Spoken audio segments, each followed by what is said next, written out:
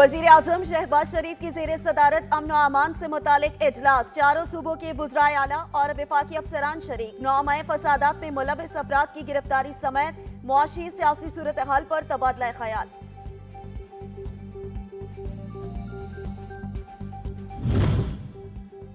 फौजी तनसीबात पर हमला करने वाले अनासर मुल्क दुश्मन है, सुलूक भी दुश्मनों वाला ही होगा। वजीर दिफा ख्वाजा आसिफ ने वाज़ेह कर दिया। सियालकोट में मीडिया से गुफ्तगू में कहा, नौमई फसादात में शरीक अफराद की हुबुल बत्ती पर सवालिया निशान लग चुका। पीटीआई क़यादत ने बाकायदा मनसूबाबंदी से हमला करवाया, अब खमियाजा भुगतना होगा। जिना हाउस पर शरपसंदों की यलगार, नए इंकशाफात पर मबनी सनसनीखेज वीडियो मंजरेआम पर आ गई। मुल्जिमान मोदी इंतजामिया की तर्ज पर घुसकर मारने का डायलॉग दोहराते रहे। मुनज़्ज़म तौर पर आग लगाई गई, पेट्रोल और दीगर तबाही का सामान साथ लाया गया था। हमला बाकायदा मंसूबाबंदी से हुआ।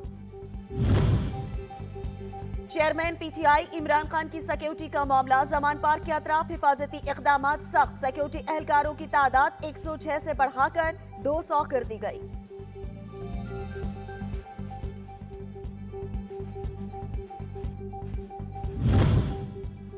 और मौसम के तेवर बिगड़ गए, मुल्क के मुख्तलिफ इलाकों में दर्जा हरारत बढ़ गया। इस्लामाबाद में पारा 40, पेशावर 41, फैसलाबाद और मुल्तान 42 डिग्री रिकॉर्ड किया गया।